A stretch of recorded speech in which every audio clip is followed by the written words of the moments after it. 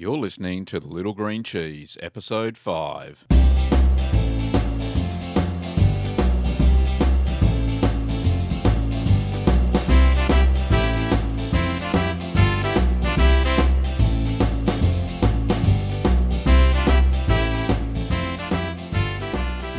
Well, welcome back. I'm Gavin Weber, and this podcast is where you can learn about cheese making at home. We've had an interesting week here with cheese. What I've been doing is looking after an Emmental that I made a couple of weeks ago, and it's out of the cheese cave. It's been in the cheese cave for a week at 13 degrees Celsius. Now it's out at room temperature, and unfortunately winter room temperature here is about between 18 and maybe 19 degrees Celsius, but that's okay. The cheese has started to swell at both ends, and what I've been doing is wiping it down daily with a brine solution. So it has a week to go, and then I will wax that cheese, pop it back in the cheese fridge or cheese cave for another 3 months. So I think the eyes are forming quite well by the swelling. So the propionic Shamani culture, I think, is working well. So that's really good. Well, today we have a interview with another cheesemaker. This time it's David Dawson from Manitoba in Canada, and we talk about all sorts of things cheesy. It's actually more of a chat than a interview, so I'll let you listen to it. Here it is. It's David Dawson, the very same David Dawson that actually sent me some cheese harps all the way from Canada. He made some curd cutting implements, and so David, as I said, lives in Manitoba, and I'll let him introduce himself. How are you, David? I'm fine, thanks. Yeah, good to talk to you, Gavin. I've emailed you back and forth a few times, and a regular reader of both of your blogs. But yeah, as you say, I live in Manitoba in Canada, which is right in the middle of the country, and it's about 30 miles from the U.S. border. It's pretty cold there in the winter. We get down to minus 35 or minus 40 Celsius. And in the summer, we get up to about plus 35 or plus 40 on a hot year. Goodness me. So we have a difference from winter to summer of about, 70 degrees. And so the roads and the buildings and everything else have to be built accordingly. Yeah, I can imagine. So as you can probably tell from my accent, I come originally from England. Yes. So when did you emigrate to Canada? I came about 25 years ago, maybe 26 now. And came to this particular place because, my wife was a teacher out here, and we bought 10 acres spread here to have our bees. We're a beekeeper as well. And yes. It was a very, very good place to keep bees in Manitoba. Oh, that's fantastic.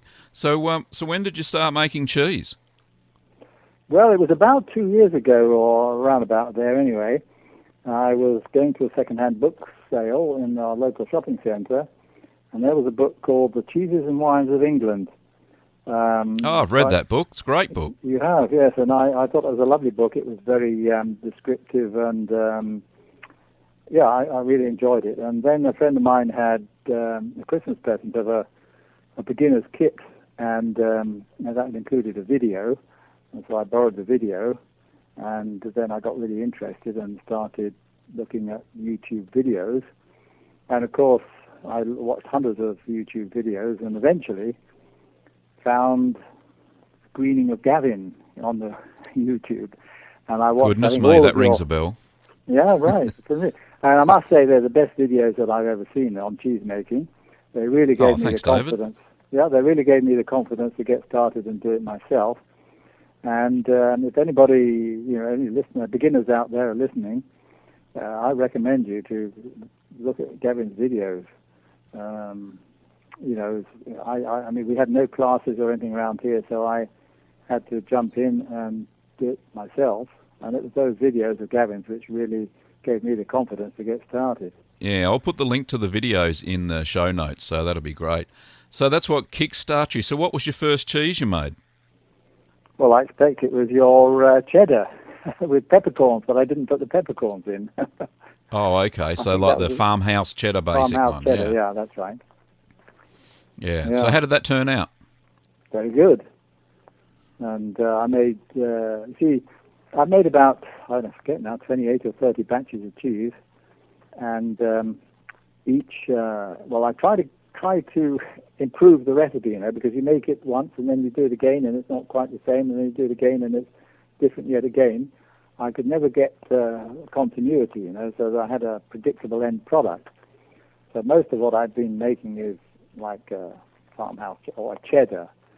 But, what should I say? Back in England, my favorite cheeses there were Cheshire, Wensleydale, Caerphilly, and there's another one I think called Lancashire, which is a similar crumbly white cheese. I know Caerphilly. Oh, yes.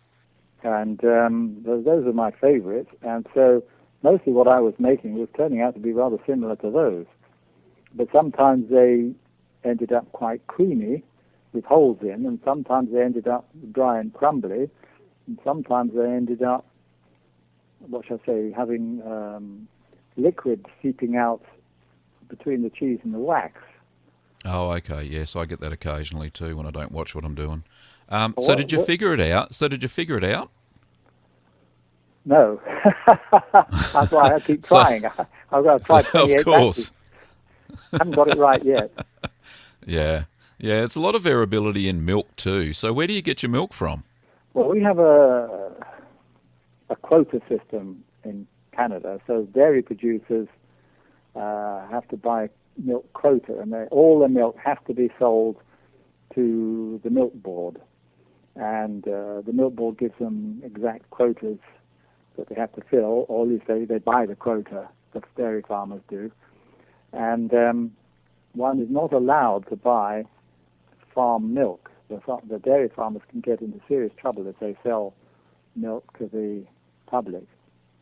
Oh, okay. Because it's undercutting the quota system. And the silly thing is that if a dairy farmer wanted to make his own cheese, in theory, he has to sell it to the milk board and then buy it back again. That's ridiculous. Yeah, I know. So mostly I use store-bought milk, and sometimes when some dairy farmers I know have over quota. If they're over quota, they get penalised. Not so they sort of throw it away. They might throw the 200 gallons away at the end of the month. Such a waste, isn't it? Literally pull the plug and let it run down the drain. Yeah. That's no way to run an industry, is it? Well, I know, but it kind of artificially keeps the prices high for the farmers. Yeah. It makes dairy farming a viable proposition. Yeah, well, we seem to have the opposite here, where the big two supermarkets are demanding price cuts from the dairy farmers and are selling the milk for $1 a litre in the stores, which is unheard of. Normal milk was usually about $1.50, maybe $1.70 a litre, but the prices are so low now that so many dairy farmers, the small ones anyway, are going broke, and they're being consolidated into the larger, big commercial dairy farms. The ones where the farmers never see the cows, that sort of thing. Well, that's happening here, and a lot of the dairy. Well, there's a dairy farmer down the road here who has milks 800 cows. That's incredible. And a lot of them have robot milkers where the cows sort of do it themselves. They go into this thing and they get milk automatically. Nobody's there. Yeah. But anyway, that's a bit off topic. Yeah, no, that's fine. So store-bought milk normally, or whenever you can get fresh milk, you give that a go. So you mentioned that you prefer cheddars. Are there any other sorts of cheeses that you've made? Any mould-ripened cheeses or anything like that? I've made a couple of batches of blue cheese. One of them was really good, and the other one not so good. I don't quite know why. I think I didn't pierce the cheese soon enough. I left it too long. Yeah. And of course, the other thing is I haven't bought any blue cheese starter, the Penicillium Rock 40, because it costs about $17 or $20 for the minimum amount. That's a lot of money. Yeah. Yeah, and it has a shelf life of about 6 months, and that $17 or $20 worth is enough to make 5,000 litres of milk into cheese. So, That's a lot of cheese. I might, do 20 litres or maybe even 50 litres, but the rest, goes to waste. And so what I used for my starter was I bought a little bit of blue cheese from the store, and I mashed that up and mixed it with the curds when I did the, crumbled up the curds before putting it into the press. Yeah. And the first time it worked pretty good. The second time it hardly worked at all. But other than blue cheese, I've made a couple of washed curd cheeses. One I did your mad cow cheese, or whatever it was called, was soaked in wine. The drunken cow, the mad drunken cow. Yeah. but I didn't actually soak it in wine. I just made it without the wine.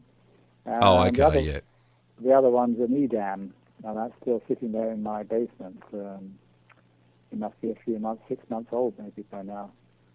So you haven't tried that one yet? No, I'm waiting to, but I've got about 10 other cheeses that need eating first.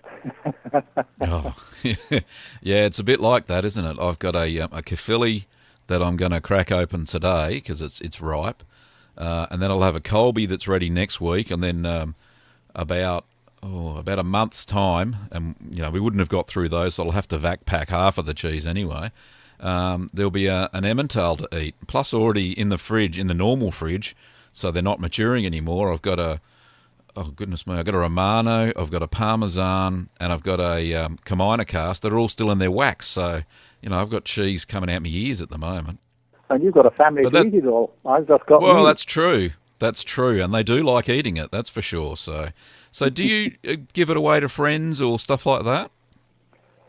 Well, I'm reluctant to give it away because it takes a heck of a lot of making. You spend a whole day pretty well by the time you start in the morning, and by the time you finish at night and do all the dishes and wash up and clean up and everything else. And then you've got to turning it and pressing it and waxing it and all that. You put a heck of a lot. It is a labour of love. Yeah. You put a heck of a lot of labour into it, and I don't like to give it away for that reason. It's just too precious. Yeah, I share mine usually when friends come over. So I break out a bit of the cheese, maybe a quarter of a wheel or something like that, and share it with friends over wine. That's the best way, I think, because people around here don't like it. And I live don't they? Well, I've given it to some friends who come over and visit, and they kind of discreetly leave it on the plate. And I live in this is a bit of a cultural desert around here, Oh, right. Okay. They think a gourmet meal is hamburger with French fries. Nice.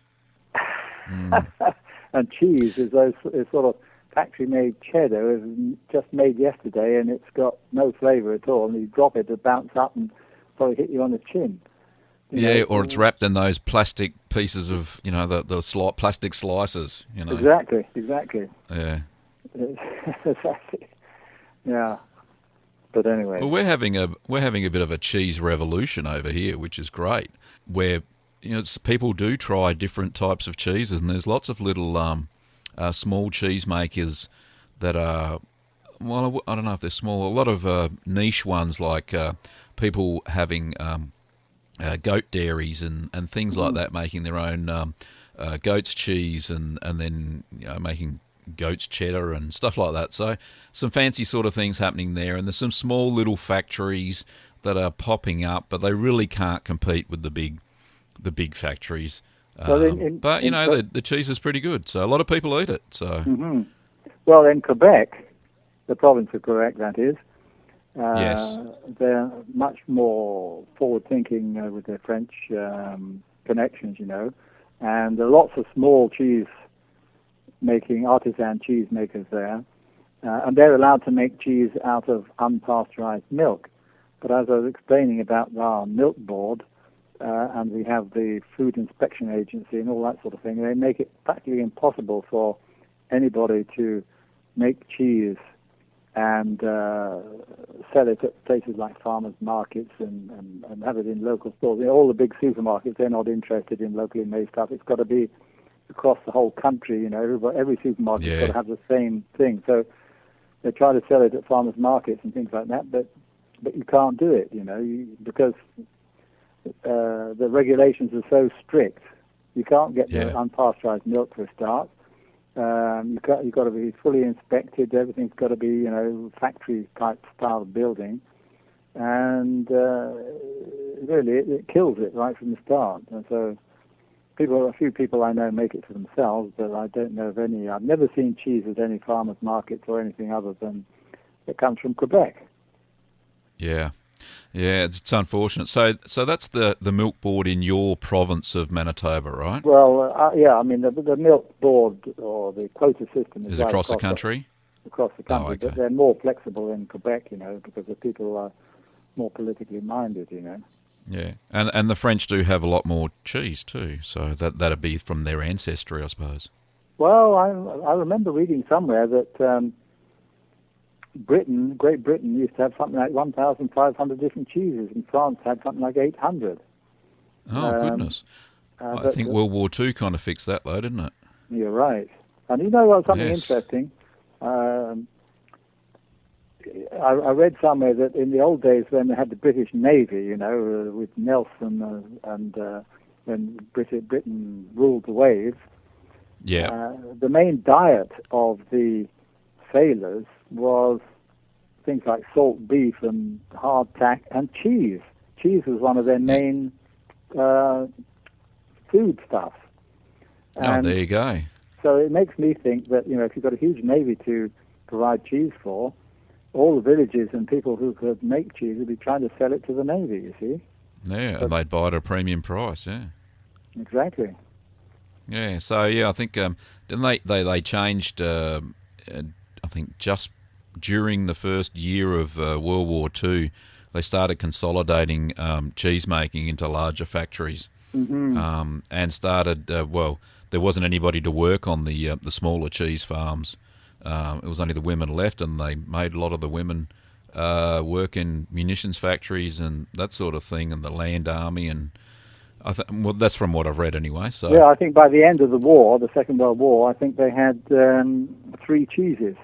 That's all that was left. Yeah. The Ministry of Food had designated what they had to make, and they had the 3 recipes, and that's what you had to make, and that's it. Mousetrap or mousetrap. Yeah. Yeah. And the good thing is there's a lot more artisan cheese factories popping up back in the UK again. Yes. With the resurgence of Wensleydale after Wallace and Gromit, and Stilton cheese and the variants thereof. So that's really a good thing. But did you know, incidentally, there is a blue Wensleydale? Oh, okay. No, I've never seen it. Oh well, hey, I can send you the recipe. It's in that Oh, lovely. of England and France book.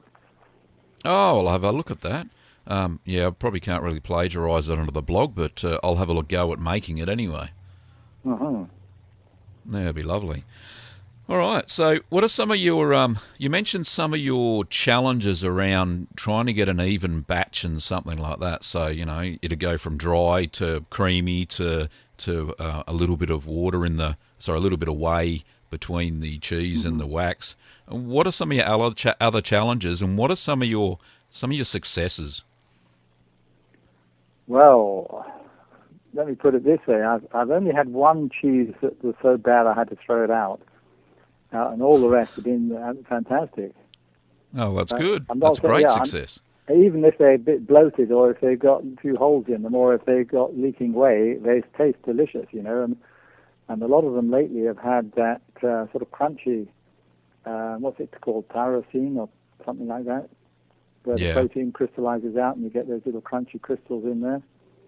Yeah, I've had that occasionally on some of the hard cheeses like Romano and Parmesan. It's on the outside layer in between that and the wax usually. Not I don't find that in the cheese. No, mine's right in the cheese. In fact, I've often wondered whether to cut a chunk of cheese and wrap it up well and stick it in the post and send it over to you in Australia.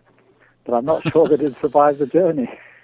No, it probably wouldn't, because it'll stop in the tropics somewhere, unfortunately, in a box for a day or so and probably go all yucky. Or maybe the customs people wouldn't allow it in.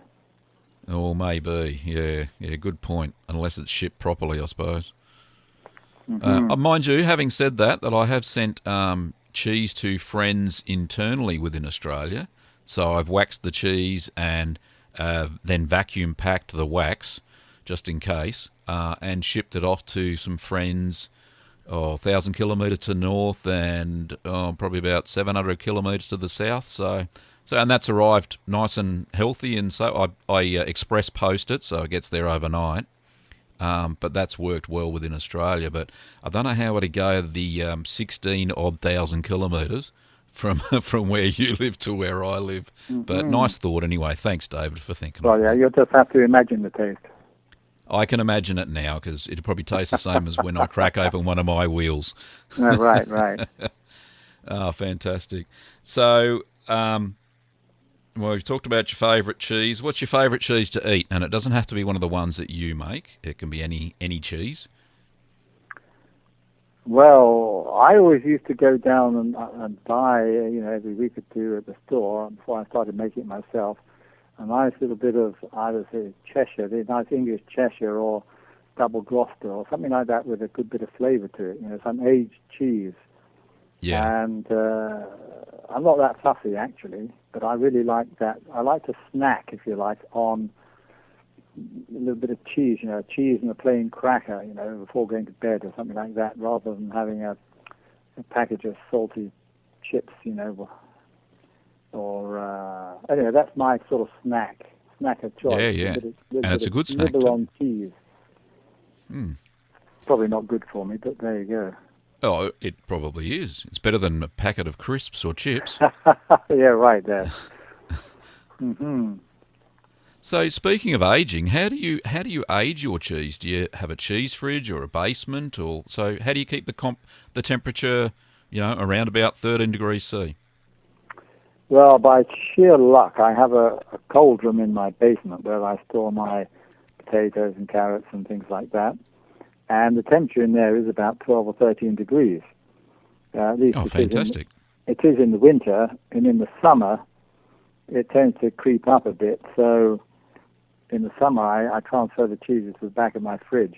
Not the ideal place, but it's the best I can do, Yeah, for sure. So do you have like a daily routine? Will you, turn certain batches or stuff like that? I certainly, when I'm making younger cheeses like Caerphilly, I just have a daily routine when I go home from work. Kiss the wife, go to the cheese fridge, brine wipe down the Wensleydale or whatever cheeses I've got without wax on them, turn them and, you haven't got it in the wrong order and kiss the cheese. No, not at all. No, always kiss the wife first and then the cheese. Oh, well, that's great. You've got a place and you don't have to use electricity to heat it or cool it or anything. That's fantastic. Mm-hmm. So you mentioned when you snack on cheese, do you have a favourite drink that goes with that? Well, it's funny you should say that, but I don't drink alcohol. It doesn't agree with me. So it doesn't agree with me these days. It doesn't? No, not too much. Uh-huh. No, I don't really drink with cheese. You see, I find it rather like, you like to add peppercorns or sage or olives or who knows what to cheese. And I'm a bit of a purist. I like to have pure cheese and eat the pure cheese, And it's rather like, you make homemade wine, don't you? Or homemade beer. Not yet. Homemade beer, yeah. But people who make wine, or if you bought wine from France, would you buy wine with peppercorns or wine with sage? That would be an insult to the manufacturer. Oh yes, wouldn't it? Yes, true. But so people put peppercorns or sage, or excuse me, mention your two favourites, but no, that's fine. Horseradish they seem to put into it. Can you imagine a nice bottle of red or Chateau, whatever, Lafite with horseradish in it? It would be totally unacceptable. But for some reason, people seem to think that you can add horseradish or onions or, I don't know, hot peppers to cheese. Yeah. But no, mate, that's fine. If you're a purist, you do the cheeses. The flavours are subtle, and sometimes they're stronger. And I don't know. I just thought my wife likes all those additives. It's rather like having a very hot curry. You have a really hot, strong curry, you can't taste the meat. Well, that's true too. That's true. So I suppose we've been talking for quite a while. So I'm just thinking, So do you have some words of encouragement for new cheesemakers, seeing you're the proud creator of over 26 batches of cheese? Well, I'm sure you've done more than that. But I don't know. When I think about it, make one a fortnight. Oh, yeah, probably would be. Yeah, probably be getting up to about 50 batches by now. So, yeah. Well, So what advice do you have for beginners? Persevere and write copious notes so you can see what you did last time or the time. When you get a real superb batch, you can look back and see exactly what you did and hopefully repeat it. You know, how much rennet did you add, what's the temperature, and all those sorts of things. And if you're a real beginner, and I'm still thinking about it, I recommend Gavin's videos. Watch them all, watch the times, and it'll give you the confidence just to get out and do it like Gavin does it. That's what I fantastic. Thank you very much, David. That's given me a boost of confidence. I might have to go buy some milk now and make some more cheese. Well, I'm not getting I'd like your listeners to know I'm not getting a royalty on this. No, of course you're not. Promoting your cheese. I haven't actually read your e-book on cheese. You probably don't need to. You'd probably figure it out, most of it anyway. Mm-hmm. But it's a mystery, you know. It's like making bread. You can make bread 50 times. It never turns out exactly the same until you get a feel for working with yeast. And once you get a feel, and it comes naturally, you know, with yeast, well, it's like cheese. You know, once you get a feeling for it, then you can see how things are, you know, whether the curd is ready to be cut or whether the curd is ready to be put in the press or what have you, you know. You can almost do it by feel rather than... I agree. Yeah, I do, actually, because it's only probably been the last 4 or 5 batches where you can just sense that things are right or wrong.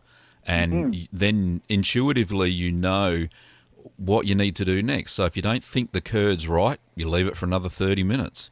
And then it firms up. There's no problems. No use cutting a weak curd. And if you know the temperature's not right, you can put your hand on the side of the pot and you know it's not right.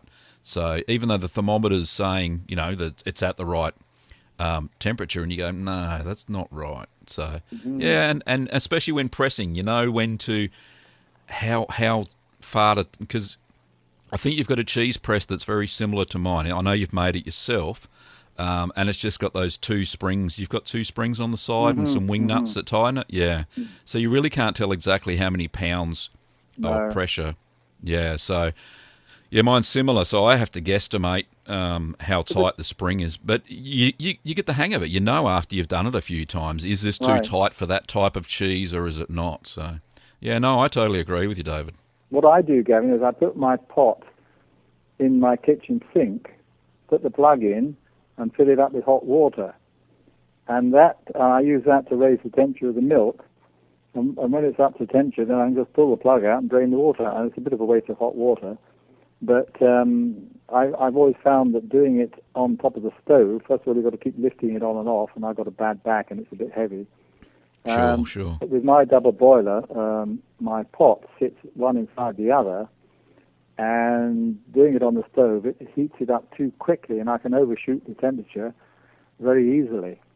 And so by doing it in the sink, it's a more convenient height for stirring and that sort of thing, and B, I can just pull the plug out and drain the water out without having to lift the pot on and off the stove. Oh, if it starts, so when it reaches temperature, that's when you get rid of the water, yeah? Yes. Oh, okay, I see. So the hot water's about, 50 degrees Celsius, something like that? Something like that. And, of course, most of the heat goes into your milk or into the curd or what have you. So you're not really draining, you can put your hand in, it doesn't burn your hand, because, as I say, you start with cold milk and then you end up with warm milk, and the water in the sink is cooled right down. It's like, getting in the bathtub. Yeah, for sure. That sounds like that's a good alternative method, because I've only ever used the pot on the pot type method, and used the steam. It's actually quite balanced. Never fallen off. Never fallen off, and it hasn't even looked like it's going to fall off, because I use Anyway, you see it on the videos anyway. But no, I never have any problems with it. So, and I keep it on the smallest gas ring on the hob, on the stovetop, and that way I can't all of a sudden the milk goes from 30 to 50 degrees in an instant. So it just doesn't happen.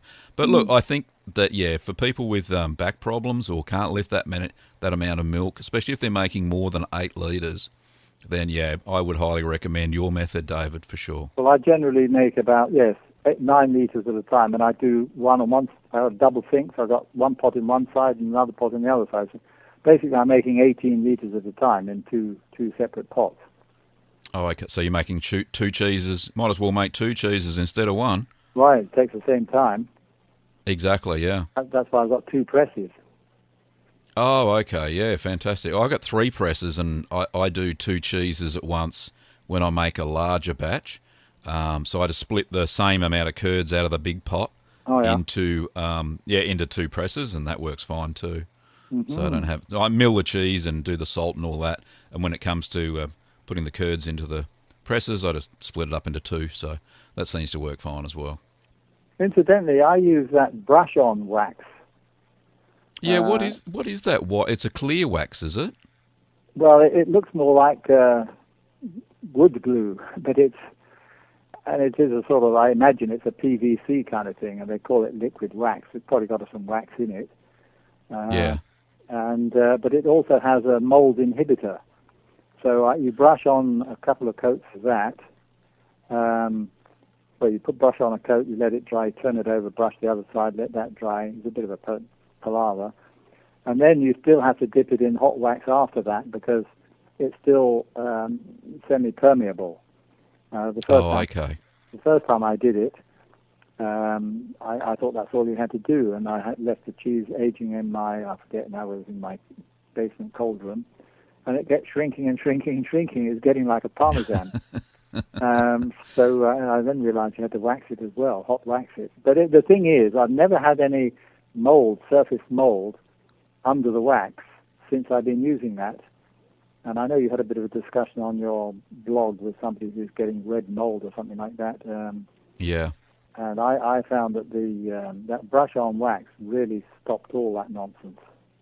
Oh, fantastic. So is it specifically made for cheese making? Yes, it's specifically made for cheese making. Oh, I'll have to keep an eye out for that. Your suppliers will have it there. Yeah, I'll have a look. Yeah, there's only a few main suppliers here that I get it via mail order. So, yeah, I'll have a look. Water-based stuff. You wash up your paintbrush. I mean, I use an old little, 3/4-inch artist paintbrush, nylon one. Yes. And I brush it on with that, and then rinse out the brush.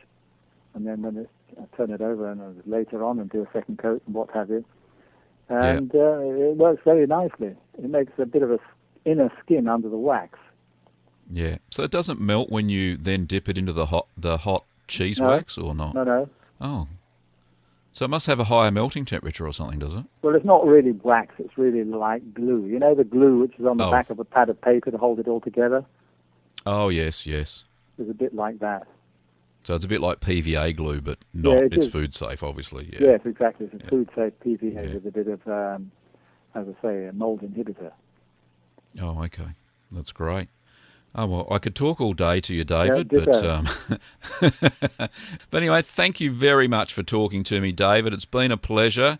The many, many emails that we've exchanged each other over the years has been fantastic. It's like having a pen friend in Canada, really.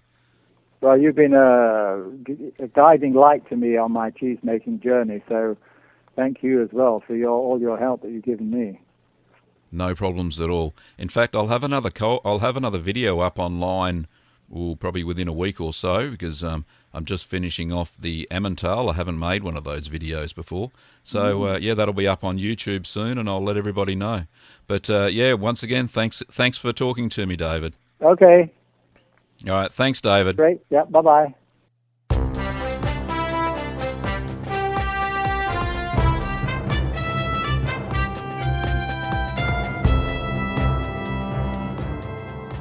Well, we got some important news this week. I received this news item in email on the 19th of May 2013. It says, last week, Moo View Dairy Farm was raided by Biosecurity South Australia. Milk belonging to herd share owners was seized along with documents of the same owners. So this is a herd share is basically where a dairy farmer sells you a share of a cow to get around a law where the dairy farmer is not allowed to directly sell raw milk to the public. Now, the way they get around the law is that the cows are partly owned by the people actually getting the milk, so therefore they're not classed as the general public. So the South Australian Minister for Agriculture, Honourable G.E. Gago, defended the raid in Parliament, which is a bit strange, but because there is, it's of concern for South Australia, but there's obviously ramifications for the rest of the country as well. The Minister, during her talk, quoted the food standards of Australia and New Zealand, risk assessments, so we can only guess that the Food Standards Organisation were behind it somehow. So what you can do is write to your local parliamentarian in South Australia if you're a South Australians, and if you feel strongly about the case, you can lobby your federal parliamentarians by sending them an email. All their email addresses are on gov.au. And there's no harm in doing that. Now, there was an update on the 28th of May, and Senator Mark Parnell is intending to introduce legislation into the South Australian Parliament that would effectively ensure that share herd operations are a legal means for people to access unprocessed milk. So this is going to be the first time that this sort of legislation has been introduced into an Australian Parliament. So it'll be quite a legal precedent. So we'll see how this plays out. Like I said, it's not too late to talk to your local parliamentarian if you live in South Australia.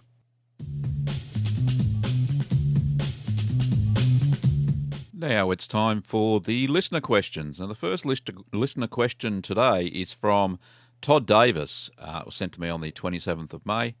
It says, "Hey Gavin, been watching your vids and reading your stuff now for ages.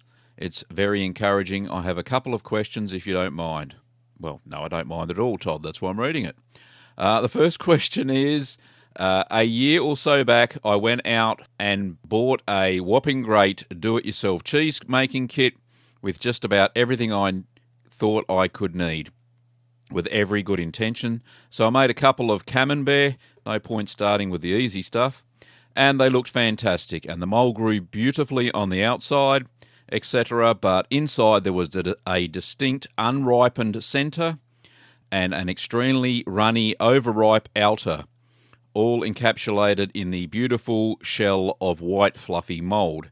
It also had a smell that, to me, equated to ammonia. Any thoughts? Yes, the culture Penicillium candidum does actually, as a byproduct, produce ammonia.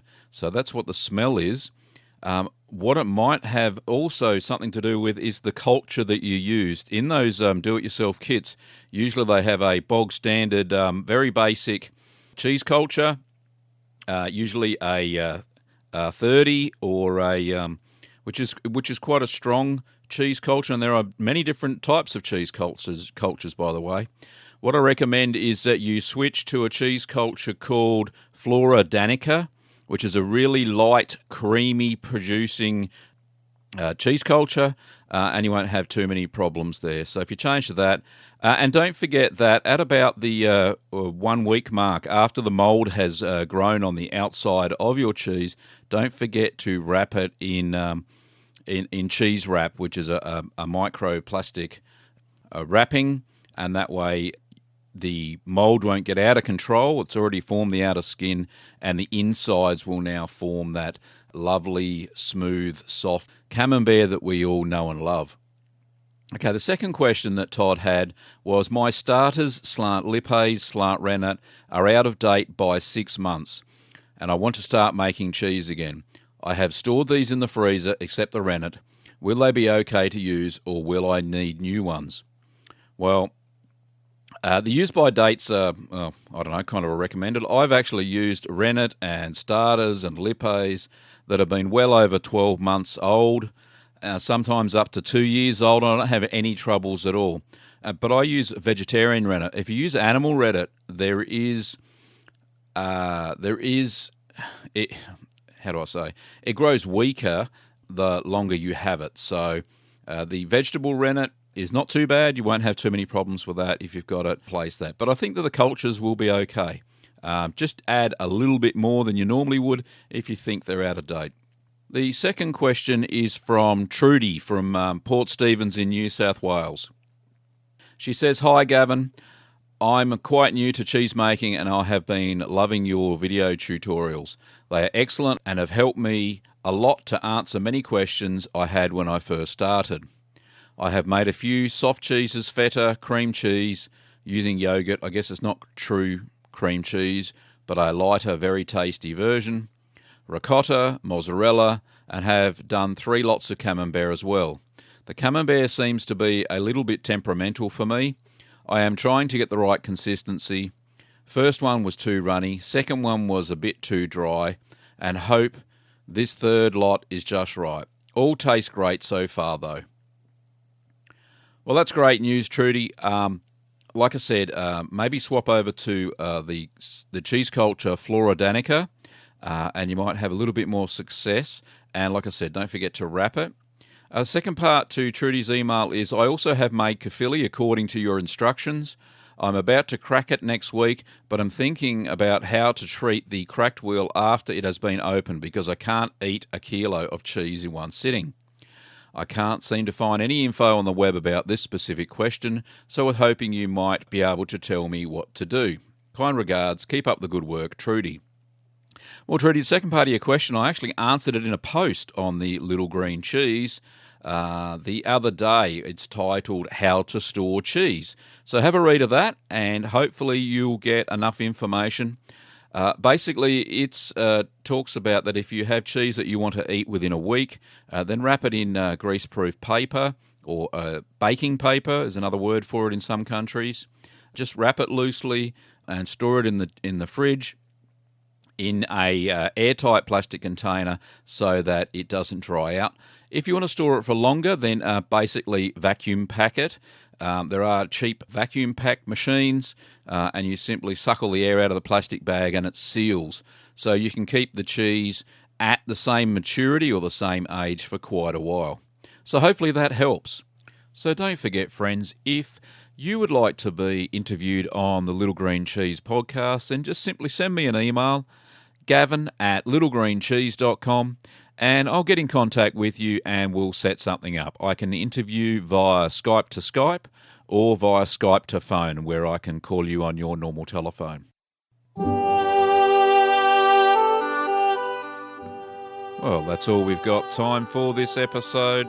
Don't forget that you can find upcoming workshop dates and all the recipes on littlegreencheese.com. You can also find my ebook called Keep Calm and Make Cheese, The Beginner's Guide to Making Cheese at Home, and it's available in all ebook formats, including PDF.